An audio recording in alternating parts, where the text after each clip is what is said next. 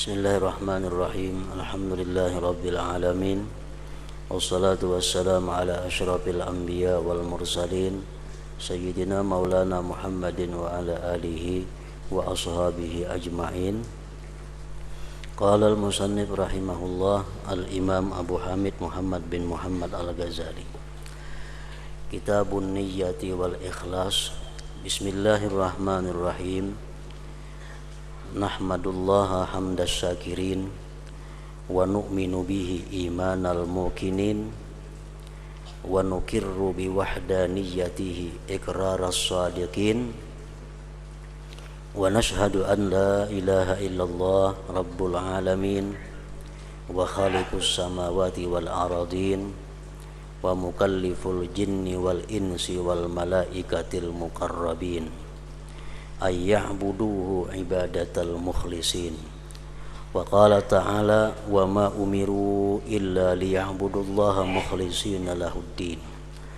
Fama lillah illa ad-dinul khalisul matin. Fa innahu aghnal aghniya an syarikatil musyarikin. Wassalatu ala nabiyhi Muhammadin sayyidil mursalin wa ala jami'in nabiyyin wa ala alihi wa ashabihi at-tayyibin at-tahirin. Amma ba'd. Adapun sesudah itu, sesudah puji-pujian kepada Allah, sesudah syahadat, sesudah salawat dan salam, maka telah tersingkap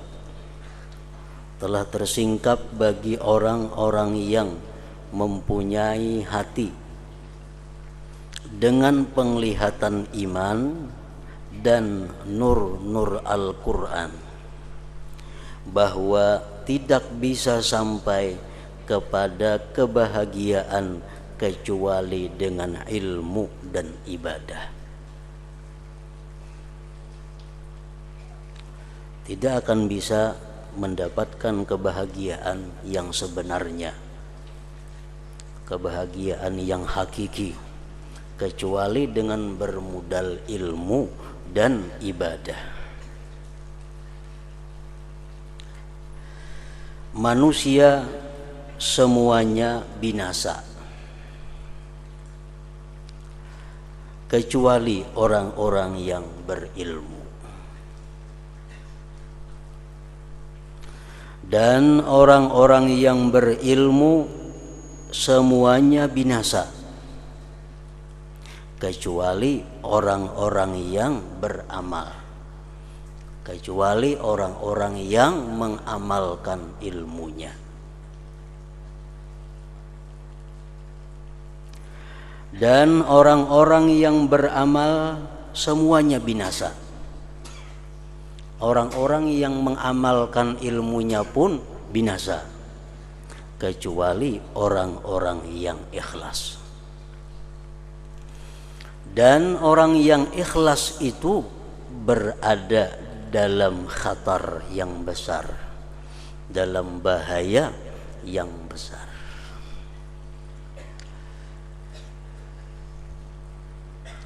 Sebab amal ibadah akan bermanfaat apabila mana dilakukan dengan ikhlas. Dan ikhlas itu akan bisa berguna, akan bisa bermanfaat apabila kita bisa mempertahankan keikhlasan itu sampai akhir hayat kita. Kita hari ini bersedekah berdasarkan ilmu, mengamalkan ilmu, ikhlas bersedekah. Itu akan menjadi pahala apabila keikhlasan yang kita lakukan pada hari ini itu bisa kita pertahankan sampai akhir hayat kita. Apabila dalam perjalanan hidup kita keikhlasan itu rusak, maka di akhirat tentu kita akan mendapat balasan di sisi Allah Subhanahu wa ta'ala. Makanya hadis-hadis Rasulullah mengatakan, man jaa bil hasanati Barang siapa yang datang nantinya menghadap Allah dengan membawa amal kebajikan. Nah, berarti apa?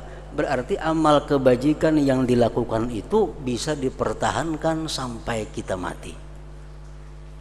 Banyak orang yang beribadah, banyak orang yang beramal baik, namun binasa di tengah jalan.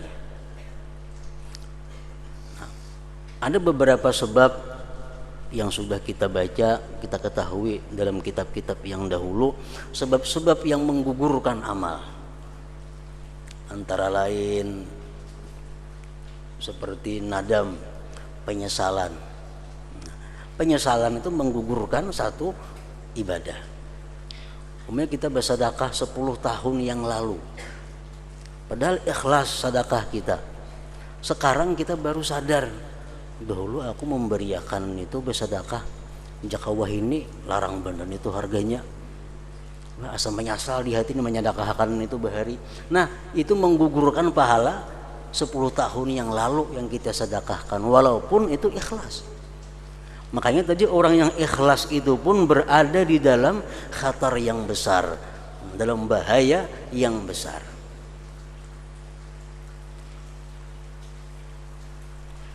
Firman Allah mengatakan, yauma la yanfa'u malu wala banun illa man atallah biqalbin salim. Hari kiamat itu tidak berguna harta, tidak berguna anak, kecuali orang yang datang menghadap Allah biqalbin salim, dengan hati yang selamat. Nah, artinya apa? Amal ibadah yang dilakukan itu akan berguna apabila sampai kita mati bisa menghadap Allah membawa dengan amal ibadah itu.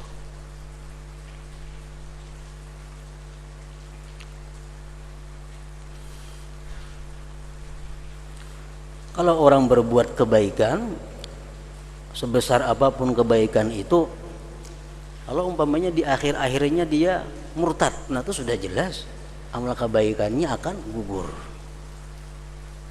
Tapi banyak hal yang menggugurkan amal dan perbuatan itu, seperti kita ikhlas membantu si fulan, kita ikhlas memberikan pertolongan kepada si fulan. 20 tahun berikutnya lalu kita menyebut-nyebut, dahulu tahu lah ikam 20 tahun yang lalu tuh si fulan itu kada napa-napanya, aku nang membantuinya, aku nang modaliinya, jangan tidak ada jadi napa-napa.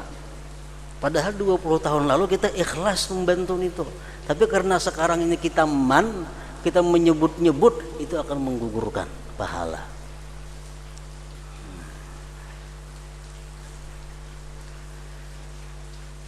Nah, jadi orang yang ikhlas itu pun berada dalam khatar bahaya yang besar.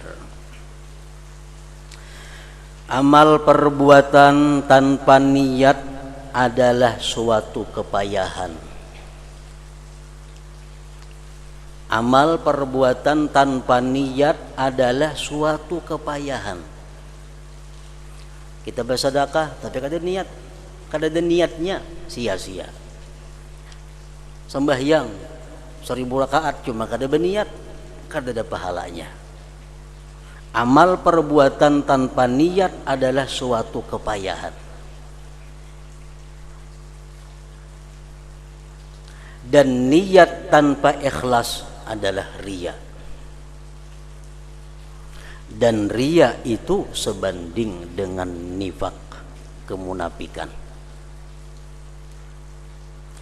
Dan riya bersama maksiat adalah sama. Dan ikhlas tanpa sidik dan pembuktian adalah bagaikan debu yang berterbangan. Keikhlasan tapi tanpa kejujuran, tanpa pembuktian, itu adalah sia-sia. Umpamanya dalam hati kita berniat dengan ikhlas, andai kata aku mendapat rezeki dari Allah 1 juta rupiah, akan kuberikan 50%. Nah, niat bulat di dalam hati dan karena Allah, itu ditulis sebagai pahala. Tapi setelah kita dapat duit 1 juta rupiah, itu diperlukan sidik pembuktian. Apabila dapat duit 1 juta tapi kada dibuktikan niat yang telah lalu itu, menamakan niat yang telah lalu itu adalah seperti debu yang berterbangan, kada ada manfaatnya artinya. Dan ikhlas tanpa sidik dan pembuktian adalah bagaikan debu yang berterbangan. Allah Ta'ala berfirman tentang setiap amal perbuatan yang bercampur lagi disenangi dengan kehendak selain Allah. Wa qadimna ila ma amilu min amalin faja'alnahu haba'an mansura. Artinya, dan kami hadapi segala amal yang mereka kerjakan, lalu kami jadikan amal itu bagaikan debu yang berterbangan. Amal ibadah dijadikan Allah seperti debu yang berterbangan karena niatnya itu tidak murni karena Allah Subhanahu wa ta'ala.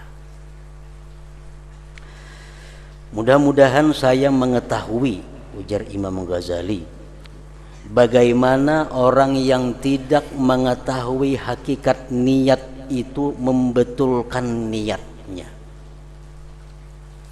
Orang nang kada tahu niat tu sabujurannya macam apa, kada tahu kayak apa hendak membujurakan niatnya. Makanya belajar kitab ini hukumnya adalah fardu ain bagi setiap orang muslim dan muslimah.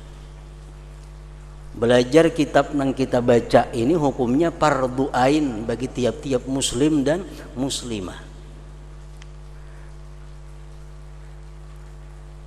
Kayak apa hendak membujurakan niat kalau maksud niat itu kada tahu macam apa arti niat.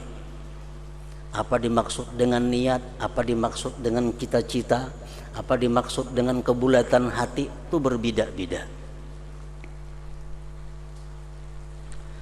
Atau bagaimana mengikhlaskan orang yang telah membetulkan niat apabila ia tidak mengetahui hakikat ikhlas.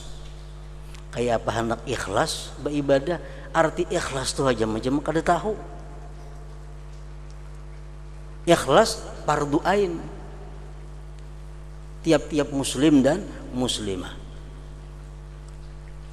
Pengertian niat sudah tahu. Kayak apa niatnya supaya ikhlas, kalau arti ikhlas kada tahu. Dikira asa ikhlas sudah sembahyang, asa ikhlas sudah bersedekah, asa ikhlas sudah berbuat, padahal kada tahu nang apa sebujurnya ikhlas itu.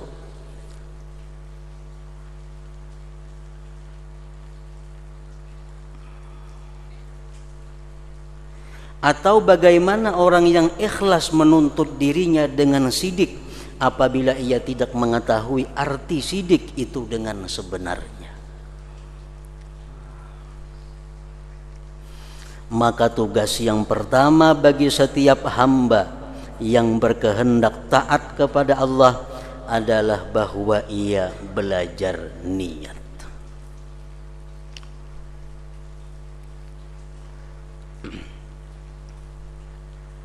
Kebanyakan kita mengartikan niat sembahyang umpamanya. Dikira niat sembahyang tuh yang waktu Allahu Akbar itu dalam hati saja aku sembahyang fardu zuhur 4 rakaat mengikut imam. Dikira itu niat, padahal itu bukan niat. Makanya panjang Allah berapa panjangnya. Kenapa? Membaca dalam hati saja aku sembahyang fardu zuhur 4 rakaat menghadap kiblat mengikut imam tunai karena Allah Ta'ala. Nah dikira itu niat, padahal itu bukan niat. Bukan niat itu. Maka tugas yang pertama bagi setiap hamba yang berkehendak taat kepada Allah adalah bahwa ia belajar niat. Pertama-tama agar berhasil pengertian itu. Kemudian ia membetulkannya dengan perbuatan setelah memahami hakikat sidik dan ikhlas.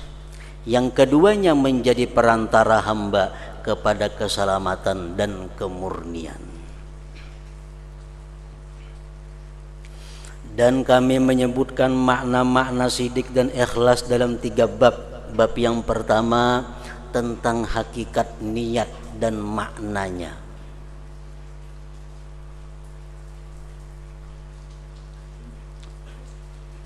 Bab yang kedua tentang ikhlas dan hakikat-hakikatnya. Bab yang ketiga tentang sidik dan hakikatnya. Bab pertama tentang hakikat niat dan maknanya. Dan di dalam bab ini penjelasan keutamaan niat, penjelasan hakikat niat, penjelasan bahwa niat itu lebih baik daripada amal perbuatan. Niat bersedekah lebih baik daripada bersedekah itu sendiri. Penjelasan mengutamakan amal perbuatan yang berkaitan dengan nafsu dan penjelasan keluarnya niat daripada ikhtiar. Penjelasan tentang keutamaan niat, Allah Ta'ala berfirman, وَلَا تَطْرُدِ الَّذِينَ يَدْعُونَ رَبَّهُمْ بِالْغَدَاةِ وَالْعَشِيِّ يُرِيدُونَ وَجْهَهُ. Artinya janganlah kamu mengusir orang-orang yang menyeru Tuhannya di pagi hari dan sore hari sedang mereka menghendaki keridhaannya. Yang dimaksud dengan kehendak itu adalah niat.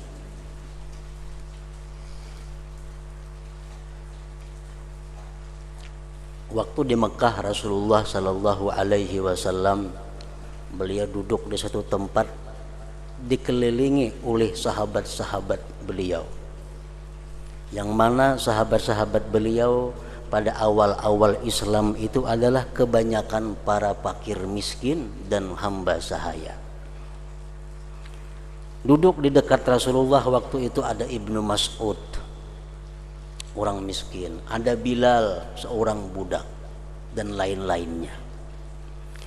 Datang orang Quraisy, tokoh-tokoh Quraisy. Begitu datang kepada Rasulullah, melihat di sekeliling Nabi ada orang-orang rendah, ada orang-orang hina, mereka mundur. Nah, lalu mereka berpesan kepada Nabi, wahai, katakan kepada Nabi Muhammad, kami mau mendekati Muhammad asalkan dia mengusir orang-orang rendahan itu. Kami kada akan bergabung dengan bubuhan itu.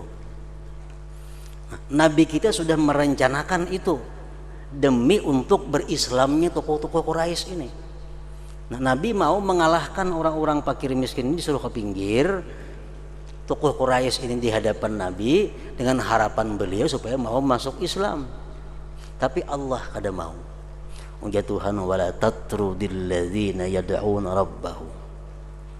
Dan janganlah kamu mengusir orang-orang yang beribadah kepada Tuhan pagi dan petang semata-mata menghendaki Allah Subhanahu wa ta'ala.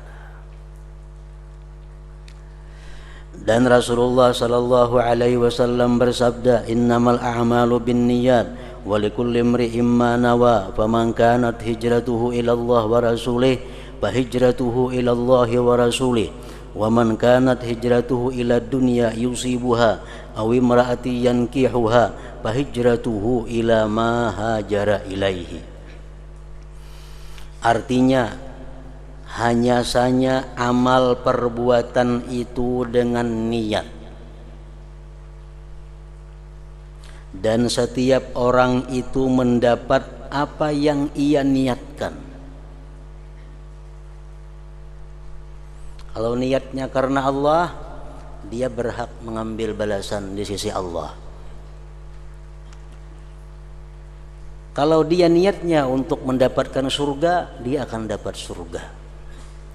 Niatnya akan mendapatkan keridhaan Allah, dia dapat keridhaan Allah. Maka barang siapa hijrahnya kepada Allah dan Rasulnya, maka hijrahnya itu kepada Allah dan Rasulnya. Barang siapa yang meninggalkan kota Mekah ke Madinah semata-mata menjunjung perintah Allah dan Rasul, maka dia akan dapat pahala keridhaan daripada Allah dan Rasul. Dan barang siapa hijrahnya kepada dunia yang ingin diperolehnya atau perempuan yang akan dikawininya, maka hijrahnya itu kepada apa yang ia hijrah kepadanya. Nah, jadi di zaman Nabi itu macam-macam orang yang hijrah ke Madinah itu. Ada yang hijrah ke Madinah karena mengikut Nabi. Ada yang hijrah ke Madinah karena kongsian usaha hijrah ke Madinah. Ada yang hijrah ke Madinah karena tunangan hijrah ke Madinah. Nah, jadi kata Rasulullah, siapa yang hijrah karena dunia, karena usaha, dia akan dapat usahanya. Siapa hijrah karena perempuan, dia akan dapat perempuannya. Siapa hijrah kepada Allah dan Rasul, dia akan mendapatkan Allah dan Rasulnya. Dan Rasulullah sallallahu alaihi wasallam bersabda, "Aktsaru syuhada ummati ashabul parsi wa rubba katilin bainas saffaini Allahu a'lam biniyatihi." Artinya, kebanyakan orang-orang yang mati syahid di antara umatku adalah orang-orang mati di atas alas tidur.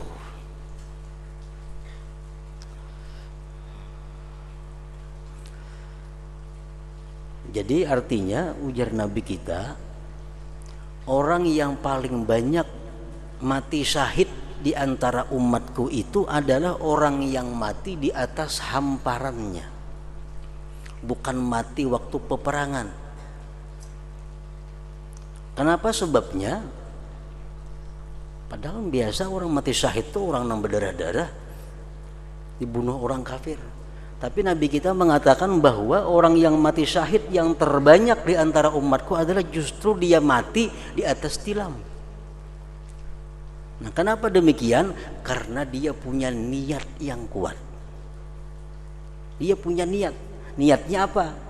Dia punya niat, andai kata ada peperangan fisabilillah, aku rela mati di jalan Allah. Nah, niatnya kuat.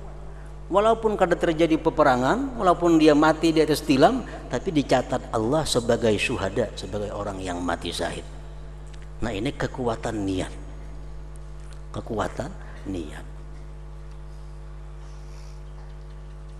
Dan banyak orang yang terbunuh di antara dua barisan perang itu, Allah Maha mengetahui dengan niatnya.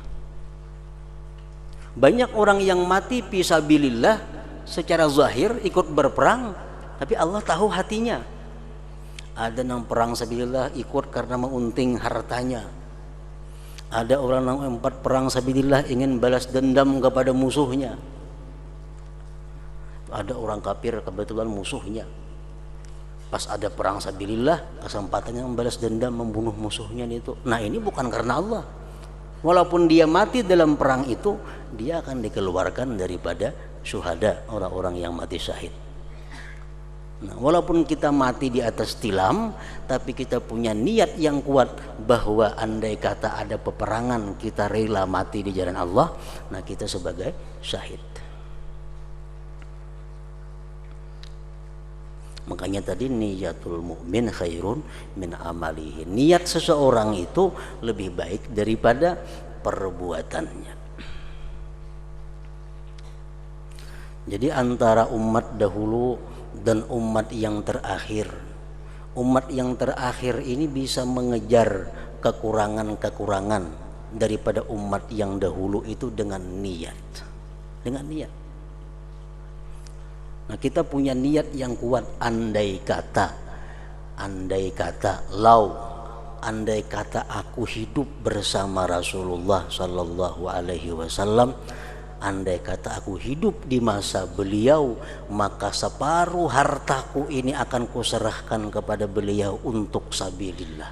Nah, dicatat Allah bahwa kita menyumbang Rasulullah separuh harta.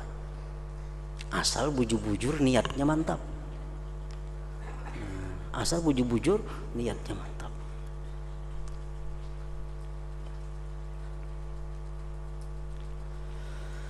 Allah Ta'ala berfirman, "Yurida islahi yuwaffiqillah bainahuma." Artinya jika kedua hakam ya hakim, jika kedua hakam itu bermaksud mengadakan perbaikan, niscaya Allah memberi taufik kepada keduanya. Maka Allah menjadikan niat sebab memperoleh taufik. Ini firman Allah, "Yurida islaha yuwaffiqillahu bainahuma." Ini ayat adalah urusan maislah, mendamaikan orang yang berumah tangga. Ini rumah tangga sepulan lawan pulanah. Rumah tangga ini kada ada damainya, aur perang batangkar. Nah, sehingga oleh kedua belah pihak suami istri ini dicari jalan keluar kayak apa nang bagus supaya rumah tangga ini rukun, atau kayak apa caranya supaya jangan lagi bertengkar. Nah, lalu dicari dua orang hakam dari pihak perempuan saikung, pihak istri cari laki-laki nang saleh, dari pihak suami cari laki-laki nang saleh. Nah, ini dua hakam ini berunding kayak apa nang baiknya kula kita nang nina rumah tangganya aur macam ini aja. Nah, bila nang dua hakam ini bagus niatnya, bagus tujuannya, Allah akan memberi taufik, memberi petunjuk jalan keluar kayak apa nang bagus. Nah, jadi artinya niat yang bagus itu sebab untuk memperoleh taufik dari Allah Subhanahu wa ta'ala. Rasulullah sallallahu alaihi wasallam bersabda, "Innallaha ta'ala la yanzuru ila ajsamikum wa amwalikum wa innama yanzuru ila qulubikum wa a'malikum." Artinya sesungguhnya Allah Ta'ala tidak memandang kepada tubuh-tubuhmu dan harta-hartamu, dan hanya saja Dia memandang kepada hatimu dan amal perbuatanmu. Hanya saja Allah memandang kepada hatimu, karena hati itu tempat dugaan niat. Allah memandang kepada hati. Bila hatinya bagus, hanya dipandang Allah amalnya. Kenapa dipandang hati? Karena hati itu tempatnya niat. Tempatnya niat. Dan Rasulullah sallallahu alaihi wasallam bersabda, "Innal 'abda la ya'malu a'malan hasanatan fatas'adul malaikatu bi zuhufin mukhattamah fatulqa baina yadayillahi ta'ala fayaqulu alqu hadhihi as-sahifah fa innahu lam yurid bima fiha wajhi." ثم ينادي الملائكة اكتبوا له كذا وكذا فيقولون يا ربنا إنه لم يعمل شيئا من ذلك فيقول الله تعالى إنه نواه. Artinya sesungguhnya hamba itu melakukan amal-amal perbuatan yang baik. Misalnya sembahyang itu amal baik, sembahyang berjamaah amal yang baik. Lalu para malaikat naik dengan membawa lembaran-lembaran amal yang dicap, lalu dihadapkan di hadapan Allah Ta'ala. Nah, ini catatan amal si fulan, ya Allah, dia sembahyang zuhur berjamaah, dia sembahyang asar berjamaah. Maka dia berfirman, limparkan ya Tuhan lembaran amal ini, buang lembaran amal itu, karena sesungguhnya ia tidak menghendaki keridhaanku dengan apa yang ada di dalamnya. Ini kada ikhlas ya Tuhan, buang itu. Kemudian Allah memanggil malaikat, ya Tuhan, tulislah begini baginya ini dan ini. Ya Tuhan, tulis pencuri, tulis ingin itu penipu. Lalu para malaikat berkata, sesungguhnya ia tidak berbuat sedikit pun dari yang demikian itu. Ya Allah, dia kada mencuri, dia di masjid sembahyang zuhur berjamaah, Jumat berjamaah, kada mencuri. Maka Allah Ta'ala berfirman, sesungguhnya ia telah meniatkannya. Mulai rumah sudah berniat hendak mencuri di masjid, hendak menipu di masjid. Malaikat menulis coba ini sembahyang berjamaah, tapi Allah menulis hatinya. Bukan sembahyang ditulis Allah, tapi dia sebagai penipu karena dia mengetahui hati hamba-hambanya.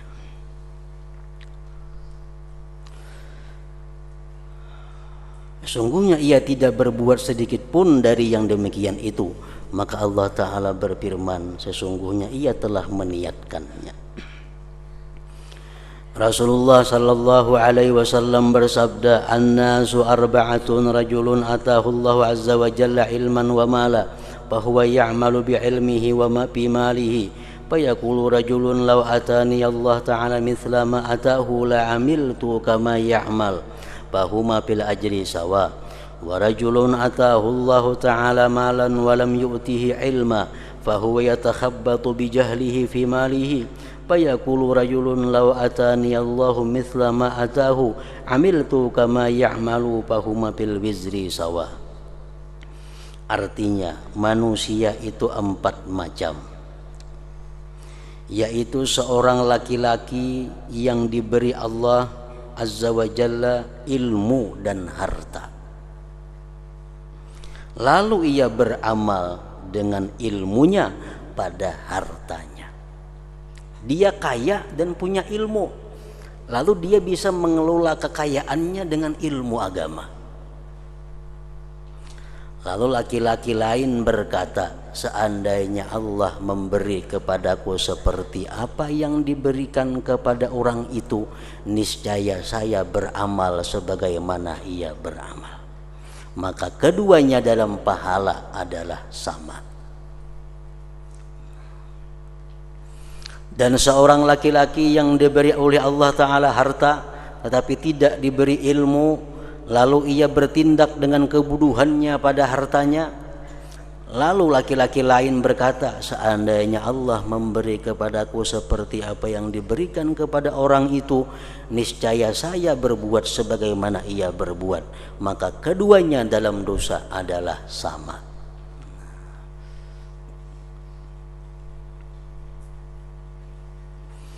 Apakah kamu tidak melihat bagaimana laki-laki itu bersekutu dengan orang itu dengan sebab niat? Dengan sebab niat sama dapat pahala, dengan sebab niat sama mendapat dosa.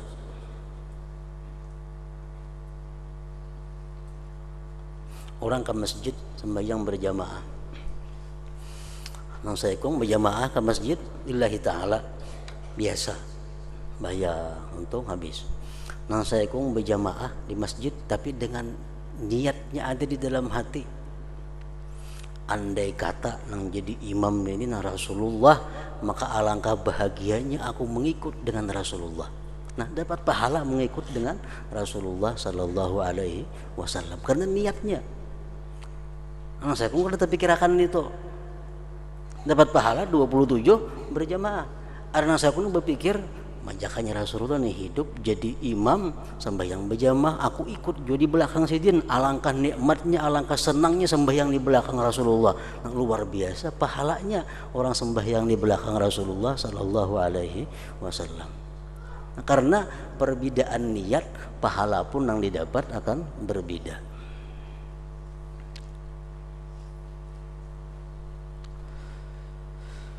Begitu pula hadis Anas bin Malik bahwa ketika Rasulullah sallallahu alaihi wasallam berangkat pada perang Tabuk, maka beliau bersabda, "Inna bil madinati aqwaman ma qata'na wadiyan wala wati'na mauti'an yaghizul kuffara wala anfaqna nafaqatan wala asabatna makhmasa illa syarikuna fi dzalik wa hum bil Madinah." Qalu wa kaifa dzalik ya Rasulullah? Walaisu ma'ana, qala habasahumul uzru fasyariku bihusnin niyat. Artinya, ujar Nabi kita, sesungguhnya di Madinah ada beberapa kaum Ini Nabi bersabda waktu beliau dalam peperangan Tabuk, tempat yang jauh dari Madinah. Ujar Nabi, di Madinah itu ada beberapa kaum di mana kita tidak menyeberangi suatu lembah dan kita tidak berjalan dengan suatu perjalanan yang dapat memarahkan orang-orang kafir, dan kita tidak mengeluarkan perbelanjaan, dan kita tidak tertimpa kelaparan, melainkan mereka bersekutu dengan kita pada yang demikian itu. Jadi Nabi di Madinah ada orang-orang saudara-saudara kita yang dapat pahala seperti kita, padahal mereka kada umpat menyeberang lembah, kada umpat berjalan, kada umpat susah payah, tapi pahala mereka tinggal di Madinah sama dengan pahala kita perang Tabuk ini. Mereka sahabat bertanya, bagaimana demikian wahai Rasulullah? Bagaimana bisa wahai Rasulullah? Kita lapah berperang di Madinah dapat pahala lah, sedang mereka tidak bersama kita. Rasulullah SAW bersabda, mereka ditahan oleh uzur. Mereka uzur. Andai kata kalau ada uzur, mereka pasti umpat. Andai kata mereka kalau ada sesuatu masalah, mereka pasti ikut berperang bersama kita. Tapi karena mereka sakit, ada mereka mengurus orang nang garing, ada yang mengurus itu, sehingga kadang-kadang umpat kita, tapi niatnya tetap umpat kita. Nah, maka mereka bersekutu dengan sebab niat yang baik. Dengan sebab niat yang baik. Dalam hadis Ibnu Mas'ud disebutkan, man hajara yabtaghi syai'an fahuwa lahu. Artinya barang siapa berhijrah untuk mencari sesuatu, maka ia bagi sesuatu itu. Lalu seseorang laki-laki berhijrah, kemudian ia mengawini seorang perempuan dari kami, maka ia disebut muhajir Ummi Qais. Laki-laki ini hijrah ke Madinah karena tunangannya Ummi Qais hijrah ke Madinah. Hendak ada umpat hijrah, tia tunangan hijrah, umpat juga ke Madinah hijrah. Sampai di Madinah kawin lawan tunangan. Jadi pada akan orang inyan itu menghijrahi Ummi Qais ngarannya. Bukan hijrah ke Madinah, kada hijrah kepada Ummi Qais. Begitu pula dalam hadis bahwa seorang laki-laki terbunuh fisabilillah dan ia dipanggil qatilul himar, orang yang terbunuh karena keledai, karena ia memerangi laki-laki lain untuk mengambil harta salapnya dan keledainya. Orang yang dibunuh di jalan keledai ngarannya. Lalu ia terbunuh atas demikian, maka ia disandarkan kepada niat. Dalam hadis Ubadah dari Rasulullah sallallahu alaihi wasallam bersabda, man ghaza wa huwa la yanwi illa iqala falahu manawa. Artinya barang siapa berperang sedang ia tidak berniat kecuali tali pengikat, maka ia memperoleh apa yang diniatkan. Nah, dalam perang itu ada harta yang disebut ghanimah, ada harta yang disebut ngarannya salab. Salab itu adalah harta yang ada di tubuh orang kafir. Misal orang kafir pakai gelang jam, orang kafir beutas, orang kafir beikat pinggang, orang kafirnya bakuda, orang kafirnya bepedang, berhadapan lawan kita. Kita bunuh orang kafir itu. Nah, seluruh harta yang ada pada diri orang kafir itu ampun kita. Itu ngarannya salab. Nah, jadi sebagian orang Islam ada yang maunting namanya orang kafir nang tasugih itu ditanginya. Nah, karena utas kiri kanan, gelang jam macam-macam di tangan banyak. Nah, jadi itu ngarannya orang nang berperang karena itu. Nah, kalau dalam peperangan itu kita dapat kebun, dapat gedung, dapat macam-macam, nah itu ngarannya harta ghanimah, harta pampasan perang. Kalau dalam tubuh orang kafir itu ngarannya harta salab.